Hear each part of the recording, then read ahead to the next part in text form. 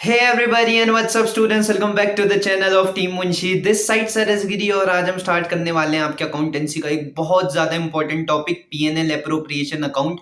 और अगर आज तुमने पीएनएल एप्रोप्रिएशन अकाउंट पढ़ लिया और समझ लिया तो ये समझो बोर्ड एग्जामिनेशन में 4 से 6 नंबर कहीं नहीं गई हैं तुम्हारे। फिर चाहे ये क्वेश्चन एमसीक्यू में आ जाए या क्वेश्चन ही उठा के दे दे सीबीएसई, तुम बहुत इजीली कर लोगे। और मैं तुमसे एक और बात कहना चाहता हूँ, जितना इजी आज मैं एक्सप्लेन करने वाला हूँ ये पीएनएल एप्रोप्रिएशन अकाउंट, अगर कोई और करके दिखा दे मैं पढ़ाना छोड़ दूंगा। तो वीडियो को स्टार्ट करते हैं विदाउट एनी डिले और आते हैं पीएनएल एप्रोप्रिएशन अकाउंट के फॉर्मेट में। लेकिन उससे पहले मैं एक छोटी सी बात करना चाहूंगा जो है एंटिटी के बारे में। एंटिटी को समझना इंपॉर्टेंट है अगर हमें पीएनएल एप्रोप्रिएशन अकाउंट बनाना है। एंटिटी क्या होती है सर? एंटिटी मतलब अपनी अलग पहचान। अगर मैं कहूं बिजनेस और बिजनेस ओनर की अलग एंटिटी है, सेपरेट एंटिटी है, इसका मतलब बिजनेस एक अलग आदमी है और जो स्टार्ट कर रहा है, जो ओनर है, वो एक अलग आदमी है। दोनों को हम अलग आदमी मानेंगे। फॉर सपोज चंगू और मंगू पार्टनर है, इनके बिजनेस का नाम है सीएम लिमिटेड। ये पार्टनरशिप में खोल रखा है इन्होंने। तो चंगू और मंगू तो दो पार्टनर हो गए, दो लोग हैं कहेंगे हम, पहला ये और दूसरा ये। लेकिन पार्टनरशिप में हमने एक चीज पढ़ी है, सेपरेट लीगल एंटिटी नहीं होती है पार्टनर और पार्टनरशिप की लॉ के अकॉर्डिंग। लेकिन जब हम अकाउंट्स बनाते हैं उसमें हम इसको सेपरेट लीगल एंटिटी मानते हैं। लॉ ने तो भले ही कह रखा है कि भाई तुम तीनों अलग अलग नहीं हो, तुम एक ही हो।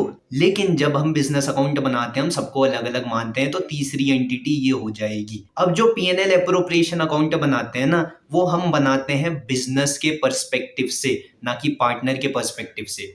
क्योंकि बिजनेस क्या एक अलग एंटिटी है। तो ये समझो बिजनेस को अगर कोई प्रॉफिट हो रहा होगा, पार्टनर के लिए वो लॉस है। और अगर कोई लॉस हो रहा होगा बिजनेस को, तो पार्टनर के लिए वो प्रॉफिट है। ऐसा कैसे सर? अभी बताते हैं। पीएनएल एप्रोप्रिएशन अकाउंट में दो रिलेशनशिप आती है, एक तो बिजनेस की और एक पार्टनर की। तो जो जो पार्टनर को चीजें देनी है बिजनेस ने, या जो जो पार्टनर बिजनेस को देगा चीजें, वही चीज रिकॉर्ड करते हैं इसमें, और कुछ नहीं करते हम पीएनएल एप्रोप्रिएशन में। अब बिजनेस कोई चीज पार्टनर को देगा, मान लो पैसे दे दिए पार्टनर को, तो पैसे तो गए बिजनेस के वहां से, बिजनेस को क्या हो गया, घाटा हो गया, लेकिन पार्टनर तो खुश हो गया, उसके पास पैसे आ गए। वैसे ही अब पार्टनर पे करेगा बिजनेस को पैसे, पार्टनर को नुकसान हो गया क्योंकि पैसे चले गए पार्टनर के वहां से और किसके पास आ गए, बिजनेस के पास आ गए। तो इसी पर्सपेक्टिव पे हम पीएनएल एप्रोप्रिएशन अकाउंट बनाते हैं। और पीएनएल एप्रोप्रिएशन अकाउंट का पर्सपेक्टिव किसका रहता है, बिजनेस का। अब आते हैं फॉर्मेट में, जल्दी से एक बहुत छोटा सा फॉर्मेट लिखा है मैंने, तुम्हें लोग बताएंगे ये याद कर लो, इंटरेस्ट ऑन कैपिटल यहाँ आएगा वहां आएगा। एक सिंपल ट्रिक है पीएनएल एप्रोप्रिएशन को याद करने की। जो भी घाटे या एक्सपेंसेस की चीजें होंगी फर्म के लिए, मैंने बोला किसके पर्सपेक्टिव से बनाते हैं, फर्म के। तो अगर बिजनेस को कोई भी घाटा या नुकसान हो रहा हो, वो आएगा डेबिट साइड में। जैसे इंटरेस्ट ऑन कैपिटल, कैपिटल में ब्याज देना, कौन देता है ब्याज, बिजनेस दे रहा है ब्याज किसको, पार्टनर को। अब पार्टनर को पैसे मिल रहे हैं, बिजनेस से जाएंगे मतलब वो पैसे, तो फर्म को हो गया घाटा, तब हम इंटरेस्ट ऑन कैपिटल यहाँ लिखते हैं। उसके साथ पार्टनर को कोई सैलरी दे रहे हैं, कहाँ से देंगे, फर्म ने जो पैसा कमाया हुआ उसी से तो देंगे, तो वो भी लॉस हो गया, इसलिए यहाँ पे कुछ सैलरी भी आता है, कमीशन भी आता है और एक्सेट्रा चीजें। वैसे ही अगर फर्म को कोई इनकम या गेन हो रहा हो, पैसा मिल रहा हो उल्टा पार्टनर से, जैसे इंटरेस्ट ऑन ड्राइंग, पार्टनर क्या करते हैं, ड्राइंग करते हैं, उधारी ले लेते हैं फर्म से, फिर बाद में जब वो उधारी चुकाते हैं ब्याज वापस करते हैं फर्म को। फर्म को क्या हो रहा है, फायदा, लेकिन पार्टनर को नुकसान। लेकिन हम किसके पर्सपेक्टिव से सोच रहे हैं, बिजनेस, तो फायदा हो रहा है, तो यहाँ पे को लिख देंगे इंटरेस्ट ऑन ड्राइंग करके। वैसे ही डेबिट और क्रेडिट को हम करेंगे फिर कैलकुलेट। कैलकुलेट करने के बाद अगर क्रेडिट साइड बड़ी आएगी, इसको मैं थोड़ा सा छोटा करता हूँ क्योंकि ये पूरा फिट नहीं हो रहा है, लाइक दिस। अगर क्रेडिट साइड बड़ी आएगी तो हम उसे मानेंगे प्रॉफिट और चंगू और मंगू में बांट देंगे। अगर डेबिट साइड बड़ी आएगी और क्रेडिट साइड छोटी आएगी, उसे हम मानेंगे लॉस, और चंगू और मंगू में वो भी बांट देंगे, चंगू मंगू को बेयर करना पड़ेगा लॉस। इतना सिंपल सा अकाउंट था। अब डायरेक्टली क्वेश्चन में आते हैं, क्वेश्चन करेंगे अच्छे से समझ जाएंगे। क्वेश्चन में ला रखा हूं तुम्हारे सीबीएसई 2010 सी, सेक्शन सी में आ रखा था, ये थोड़ा सा मॉडिफाई कर रखा है क्योंकि थोड़ा टफ भी बनाना था यार। तो क्वेश्चन पढ़ते हैं। क्वेश्चन है क्या, डीईएफ पार्टनर है, उनका प्रॉफिट शेयरिंग रेशियो ये है, ठीक है, उन्होंने इतनी इतनी कैपिटल लगाई, बहुत बढ़िया जी। पार्टनरशिप डीड कहती है 10% इंटरेस्ट ऑन कैपिटल देना है, सैलरी देनी है, इंटरेस्ट ऑन ड्राइंग देनी है।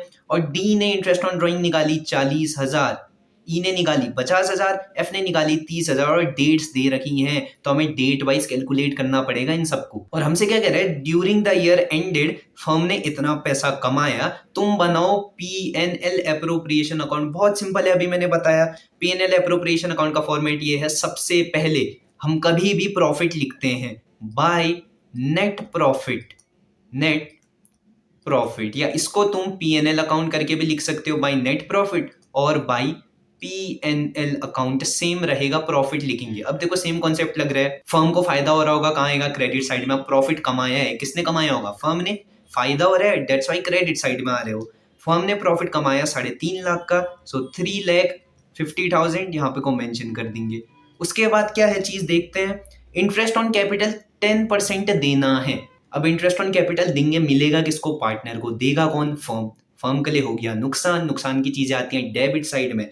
डेबिट साइड में लिख दो इसे टू इंटरेस्ट ऑन कैपिटल। अब इंटरेस्ट ऑन कैपिटल किस किस को मिल रहा है, सारे पार्टनर को। डी, ई और एफ पार्टनर थे। डी की कैपिटल थी 5 लाख, ई की 7 लाख, एफ की 8 लाख, और 10% निकालेंगे इसका, जो होगा 50,000, 70,000 और 80,000। तो उसको लिख देंगे 50,000 50K, 70,000 70K and 80,000 that is 80K। तो ये हमारा टोटल आ रहा है 70, 80, 1,50,000, 1,50,000 प्लस 50,000, 2 लाख। सो 2 लाख हमारा इंटरेस्ट ऑन कैपिटल में ही जा रहा है सिर्फ। ओके जी, आगे देखते हैं और क्या है। सैलरी देनी है 10% पर मंथ के हिसाब से एफ को। सो 10,000 इंटू 12 करेंगे, कितना हो रहा है ये, 1,20,000। सो 1,20,000 हम एफ को दे देंगे सैलरी। अब सैलरी फर्म दे रही है और नुकसान हो गया, ये नुकसान की चीज डेबिट। सो लिखो to salary account, to salary account. और सैलरी मिल किसको रही है, सिर्फ एफ को, एफ, और मिल रही है 1 लाख, या इसको अंदर ही लिख देते हैं 1,20,000। उसके बाद और क्या चीजें हैं, interest on drawing. Interest on drawing क्या होगा फर्म के लिए, फायदा, क्योंकि पार्टनर देते हैं कभी भी इंटरेस्ट ऑन ड्राइंग। हम एक एक करके निकालेंगे, डी की, ई की और फिर एफ की। तो बगल में आते हैं वर्किंग नोट में। वर्किंग नोट में शॉर्ट में लिख रहा हूँ, एग्जाम में पूरा करना वर्किंग नोट के भी, क्योंकि मार्क्स मिलते हैं। सबसे पहला डी की, डी ने ड्राइंग करी आपकी 40,000 की, सो 40,000 को लिख देंगे यहाँ पे को। फिर आएगा ई की बारी, ई ने करी आपकी 50,000 की, सो 50,000। And F, last one, F ने करी 30,000 की, सो 30,000।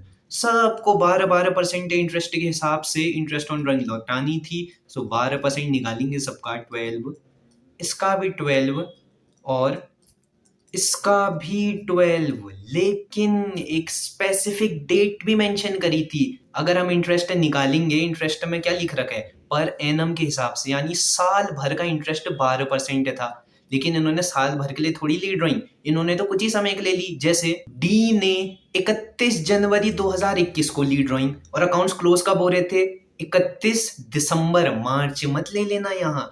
अब इसने 31 जनवरी को ड्राइंग ली, तो उसके बाद कितने महीने बचे टोटल, काउंट करो, फरवरी, मार्च, अप्रैल, मई, ऐसे करते करते तुम्हारे 11 महीने बच रहे हैं। तो 11 महीने की ड्राइंग मल्टीप्लाई बाई 11 करेंगे हम। अब 11 महीने डिवाइड, पूरे साल में कितने महीने होते हैं, 12। तो अब हमारी रियल ड्राइंग निकल जाएंगे, 2 0 से 2 0 कैंसिल आउट, यह आ गया 4,400। तो 4,400 डी की ड्राइंग आ गई।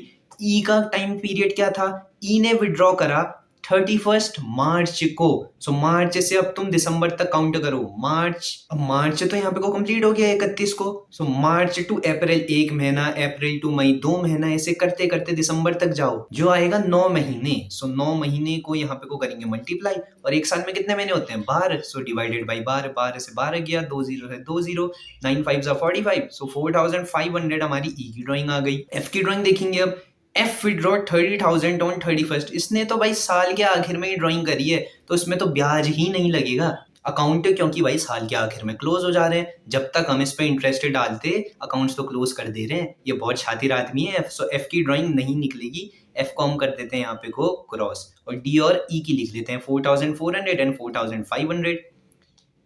अब देखो फायदा है ये फर्म के लिए, इंटरेस्ट ऑन ड्राइंग कहाँ आएगा, क्रेडिट साइड में आएगा। सो बाय इंटरेस्ट ऑन ड्राइंग, ई की, और सॉरी डी भी था एक, सो डी पहले लिखेंगे और फिर ई लिखेंगे।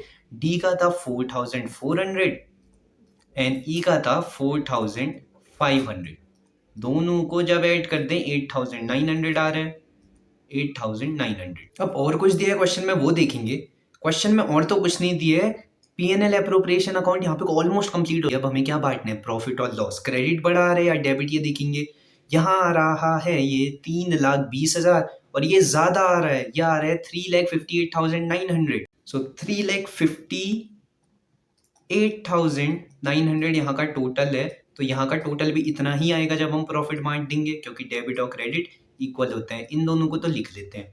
डेफिशिएंसी कितने की है, मतलब कमी कितने की है। एंड कमी से मतलब क्रेडिट साइड कितने से बड़ी आ रही है, हो तो प्रॉफिट रहे, डेफिशिएंसी कह नहीं सकते हैं इसे। सो अगर हम देखें 38,900 की कमी या प्रॉफिट हो रखा है, ये कह सकते हो। तो हम प्रॉफिट को बांट देंगे to profit transferred to partners capital या करेंट अकाउंट। कैपिटल है, करेंट अकाउंट है। क्वेश्चन में देखो मेंशन करे फिक्स्ड कैपिटल है। फिक्स्ड कैपिटल में हमेशा करेंट अकाउंट ही होता है, कैपिटल मत लिखना।